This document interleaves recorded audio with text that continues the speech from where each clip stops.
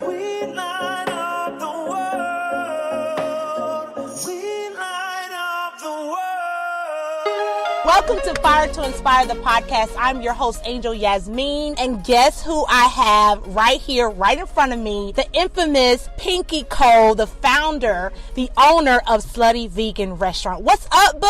Yes, God is up. Oh, amen, amen. I mean, I'm serious. You must be his favorite because your restaurant is popping. Do you hear me? Man, I done got in that line about 3 times, and I ain't mad at it. I'm just Man. so humbled and just happy to Oh, I'm so happy for you. I'm so proud of you. I mean, you inspire all of us in the city of Atlanta. I mean, you're worldwide pretty much. Everybody knows who you are. I know, that's crazy. Right? Weren't you in Forbes magazine? I saw that. I was in Forbes, I was in Essence, I was in Black Enterprise. Wow. Everywhere that you could think of, I've been, and I got a long way to go, and this is just the beginning. This is just the beginning. Guys, I feel like she just popped up out of nowhere overnight because you went from a food truck that was not just a food truck, not your any ordinary food truck. Like, you had like 300 people in line at once before you started your restaurant, right? Yeah, well, actually, it's funny because people always say overnight success, right? Uh-huh. But Slutty Vegan wasn't an overnight success. What it was the grind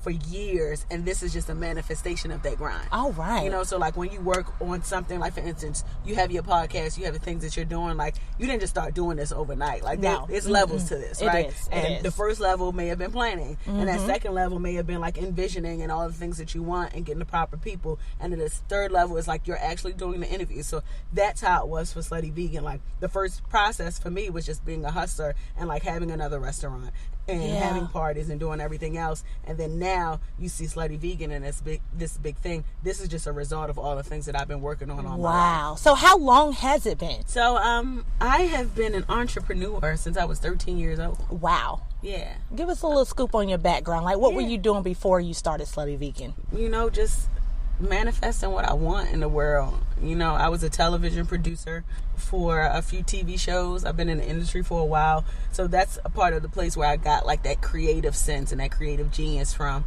Because when you're in production, you have to learn how to think fast. You got to learn how to like hook people in and get them to pay attention and have that care factor. And I learned a lot of that. So I translated that into Slutty Vegan. So within the last 7 months, I used my television skills to make Slutty Vegan work. So here I am. From 0 to 100 real quick. You have this concept that really grew overnight. I have 150,000+ followers. Wow. Been worldwide. Everybody knows and loves Slutty Vegan, and we have about 500 to 600 people who stand in line every day to support this concept that literally was just a fly-by-night idea. And you opened up January, and I'm looking at your line. You still have lines. Like, The lines are that's growing. crazy to me. The lines are growing. Now, how many people have you had in line that you've counted is like the big number for you? Well, I've done a tour too. So in Atlanta, I've had a little over 600, and that was at the South DeKalb Mall, and that's in Georgia. So that was pretty overwhelming in a great way. Ooh. Because here we are in a parking lot of a mall in front of a Metro PCS, and we have so many people who stood in line literally for 8 hours to patronize this business. So that to me was the point, like, this is real. Oh my God. This is no longer a mom and pop business. Like, this is a major corporation that can stand amongst the big wigs, the McDonald's and the Burger Kings. And we got to use this great opportunity to maximize off of it, because we can literally change the narrative of what veganism and plant-based food looks like. And that's what I love about you, because I'm a vegetarian. Yes. So I fell in love with you. I was like, look at this black girl magic. Yes. I mean, she is like bringing the community together like I've never seen before. Yeah.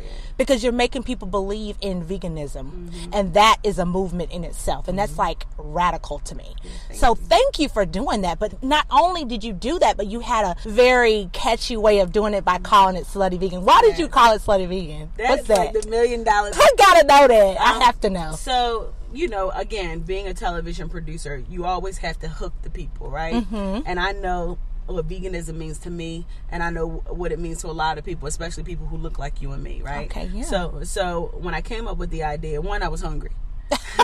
And secondly, Right. I knew that I wanted to do a business again, but I wanted to do it where I could connect with the masses, right? And how could I connect with the masses? We know that sex sells, right? Absolutely. But here's where positive manipulation comes in. Because although I know that sex sells, I can turn that into a positive and hook people in and get them to pay attention. And once I have your attention, I can get you to do anything that I want to do. So here comes the positive manipulation, right? So it's like, if I get you to pay attention to this slutty ass name, once I have your mind, now I can introduce you to a healthier way of eating.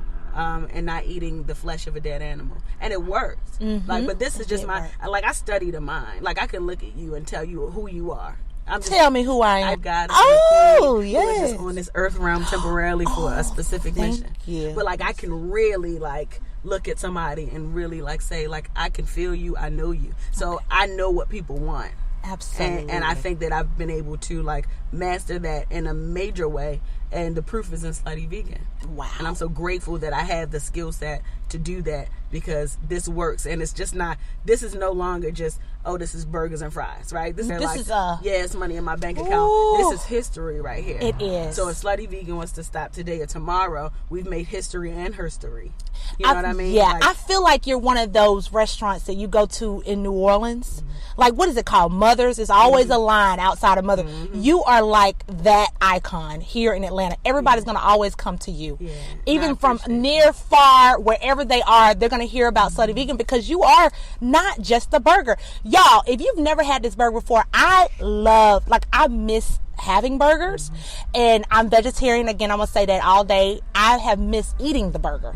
I don't eat it, didn't cheat, but when you came along, I said, oh God, okay, this is a way that I can get in there and still enjoy my life and have something that I know that's healthy. So let's talk about that. Your burgers are plant-based, right? So what are some of the names? Give the audience some of your fun names that you came up with. So we have something called the One Night Stand. That's the plant-based patty with the lettuce, tomato, and our what's-the-name sauce. That's our special sauce. And it comes with the vegan bacon. Then we have something called the Fussy Hussy.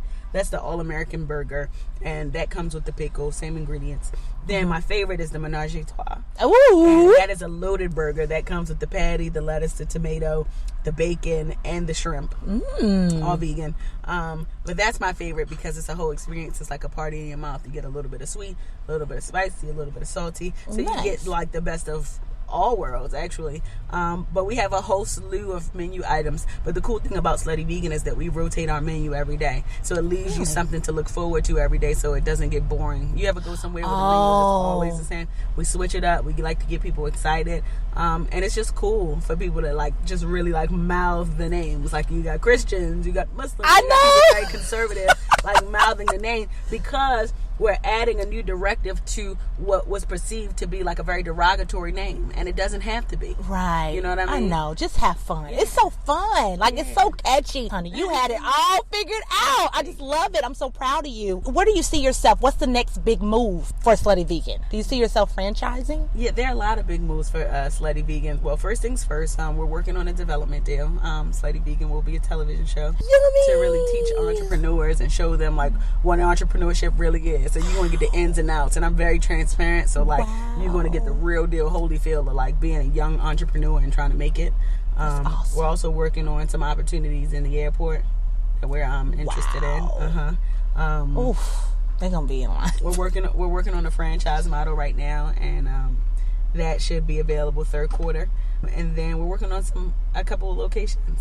So wow, I want to see you out there. I want to see some drive-throughs. Oh, we're working on that now. I'm so excited for you guys.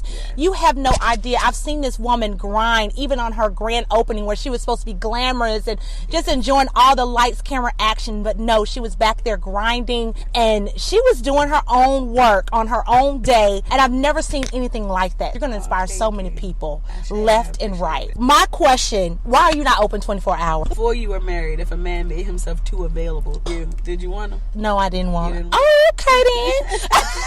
That's your answer right there. So basically, what it is Oh, psychology behind it. yeah, so we want to create a demand. We never want to make something too available that you could just have access, because when you have too much access to something, you don't really want it You don't anymore. really want it. Yeah. Wow. So we want to create it where, like, when we open, you find us. Ooh. Which is why the truck culture, we post at 3 o'clock, we have a new location, because if you want us bad enough, you're going to find out where we're going to be. Wow, that's amazing. Yeah. That's smart. Yeah. And you got it all figured out. What ignites you to do what you do every day? Give us some encouraging words you would give the audience about being an entrepreneur and starting their own thing. Well, for me, there's several. One, I grew up in a household. My father went to prison the day that I was born and did almost 20 years in jail. So I grew up in a single family household. So for Christmas, we would get earmuffs and toothpaste and toothbrushes for Christmas. So I didn't grow up and have a normal childhood like everybody else. And I'm okay with that, because that shaped the woman I am today. Absolutely. But I'm not going back to that life. So whatever I got to do to make sure that I don't have to go back through that, or my children or my grandchildren or my nieces and my nephews don't have to have that experience, and my family in Jamaica don't have to have that experience, I'm going to, even if I got to work 25 hours a day, I'm willing to do that, because that's how much it means to me to make sure that my family and the generational wealth of my family is secure. That's number one. Wow. Yes. Secondly, like, I can't lose. Like, I don't lose in what? Like, even a perceived failure is a lesson in me, but I'm not willing to lose. And thirdly, I'm not going back to working for anybody and making somebody else's dream come true. Oh, come on, girl. Because now I Preach. have the opportunity to make my own dreams come true. And no matter how hard it gets, I know that I can lay home and lay down and rest my head at night and know that I've given my all to make something that I believe in happen. And I didn't work my ass off for somebody else's dreams to come true. Awesome. That is so amazing. Thank you so much for joining our show today. Thank you I for feel having so me. honored, and I'm just, again, I cannot express it enough that I'm so proud of what you're doing. Thank you. And keep lighting this world on fire, because this is exactly what you're doing. All I right. appreciate that. So Thank tell everybody how they can find you at Okay, so your this is the plug restaurant. right now. Okay. So, this is my commercial. Yes. So, if you are looking to get slutified, please come to the restaurant. We're located at 1542 Ralph David Abernathy Boulevard in Atlanta, Georgia. Or you can follow us on our social media platforms: Instagram, Facebook, Christian Mingle, MySpace, anywhere, Tinder, anywhere you want to come find us. Slutty Vegan ATL, and our website is www.sluttyveganatl.com. Again, that's www.sluttyveganatl.com, and we are looking forward to get you and you slutified. Yes. Thank you for joining this party with a purpose. I'll catch you guys next week. All right, it's getting real hot up in here, sluts, because I'm getting real fired up. Sparks will fly, they ignite our bones. When they strike, we